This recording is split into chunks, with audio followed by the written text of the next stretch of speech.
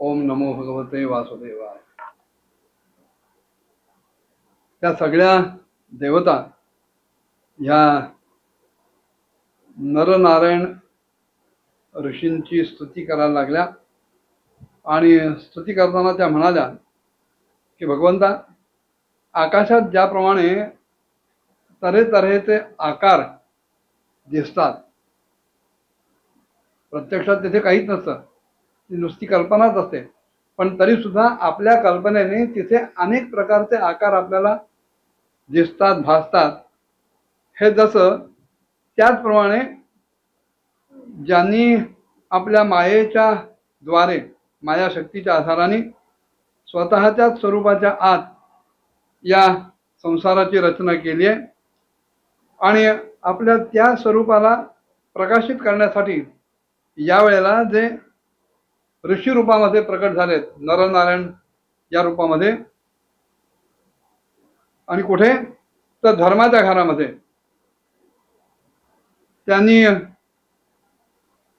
आमचा हा नमस्कार स्वीकारावा। आम्ही त्यांना अतिशय नम्रपणे नमस्कार करतो। ते परमपुरुष आहेत।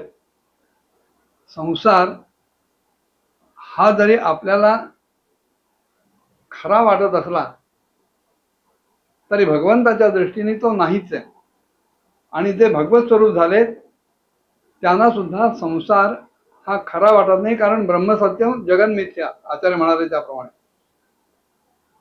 त्या प्रत्येक अणुरेणूमध्ये ते भगवंताला, परब्रह्मतत्वाला पाहत असल्यामुळं त्यांच्या दृष्टीने हा संसार मिथ्या आहे, म्हणजे भ्रांतीमूलक आहे, म्हणजे भ्रम आहे।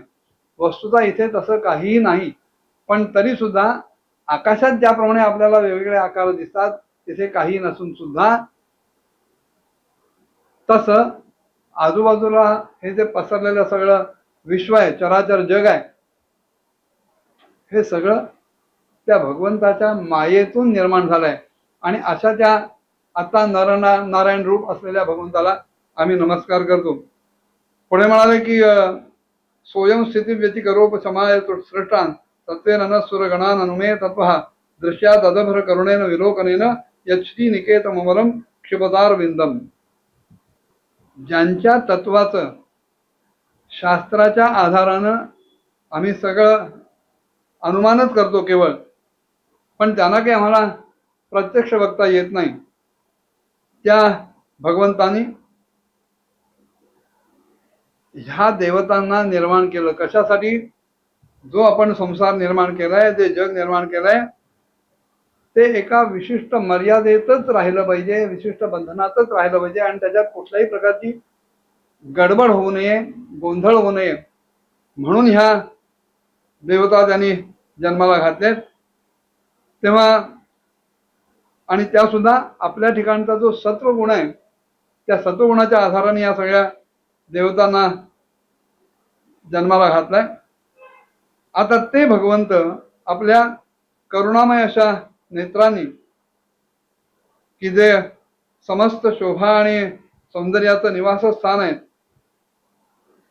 आणि निर्मळ अशा दिव्य कमळाला सुद्धा कमी लेखतात, अशा त्या नेत्रांनी आमच्याकडे बघावं, आमच्यावर दृष्टिक्षेप टाकावा, कटाक्ष टाकावा।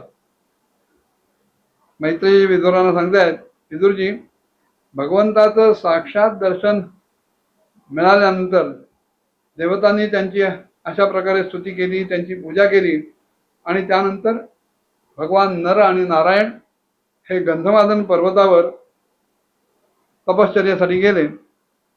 भगवान हरींच्या अंशात्मक असलेले हे नरनारायण आजही याही वेळेला पृथ्वीवरचा सगळा भार कमी करण्यासाठी यदुकुलभूषण अशा श्रीकृष्ण आणि त्यांच्या सारख्या दिसणाऱ्या श्यामलवर्ण कुरुकुल तिलक असलेल्या अर्जुनाच्या रूपामध्ये अवतीर्ण आहेत, अस्तित्वात आहेत।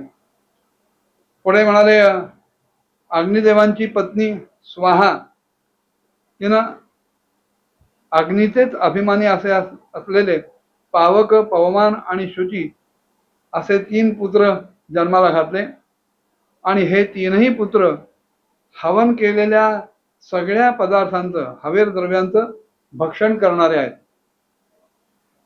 या तिन्ही पासून पुढे 45 प्रकारचे अग्नी निर्माण झाले आणि हे सुद्धा आपले वरचे 3 पिता पावक, पवमान आणि शुची आणि अग्नी स्वतः यांच्या बरोबर 49 प्रकारचे अग्नी म्हणवले जातात. जे वेदज्ञ ब्राह्मण आहेत ते वैदिक यज्ञकर्मामध्ये ज्या 49 अग्नींच्या नावानं आग्नेयी इष्टी करतात ते हेच आहे. पुढे मैत्रेय सांगतात अग्निश्वात, बहिषद, सोमप आणि आज्यप हे पितर आहेत आणि यामध्ये सुद्धा साग्निक आणि निरग्निक असे दोन्ही प्रकार आहेत. या सगळ्या पितरांची पत्नी म्हणजे दक्षकुमारी स्वधा आहे. अग्नीला जे हवन केलं जातं तिथे आहुती देताना स्वाहा म्हटलं जातं आणि श्राद्ध पक्षामध्ये पितरांना जे दिलं जातं ते देताना स्वधा असा उच्चार केला जातो. ह्या पितरांपासून स्वधाला धारिणी आणि वयोना या नावाच्या 2 मुली झाल्या आणि या दोन्ही मुली ज्ञान विज्ञानामध्ये पारंगत असून ब्रह्मज्ञानाचा उपदेश करणाऱ्या त्या होत्या. पुढे म्हणाले दक्षाची आणखीन एक मुलगी सती तिचा महादेवांशी भगवान शंकरांशी विवाह करून दिला आणि ही सती आपल्या पतीच्या सर्व प्रकारच्या सेवेमध्ये सदैव संलग्न होती, सेवेमध्ये मग्न होती. पण तरी सुद्धा शंकरांपासून आपल्या ठिकाणी तिला आपल्याच गुणांनी युक्त आणि शीलांनी युक्त असा अनुरूप असलेला एकही मुलगा झाला नाही. याचं कारण म्हणाले की सतीचे वडील जे दक्ष त्यांनी कुठलाही अपराध नसतानाच भगवान शंकरांना अतिशय प्रतिकूल असं आचरण केलं, जावयाच्या विरुद्ध वागले आणि त्यामुळं सतीनं ती तरुण असतानाच रागानं क्रोधवश होऊन योगाग्नीनं स्वतःलाच आपल्या शरीराला त्या यज्ञात अर्पित केलं. योगाग्नीनं स्वतःच्या देहाचा नाश केला. एवढं सगळं ऐकल्यानंतर विदुरांच्या अंतःकरणात आणखीन जिज्ञासा निर्माण झाली. ती काय होती पुढच्या भागात बघूया. ओम नमो भगवते वासुदेवाय.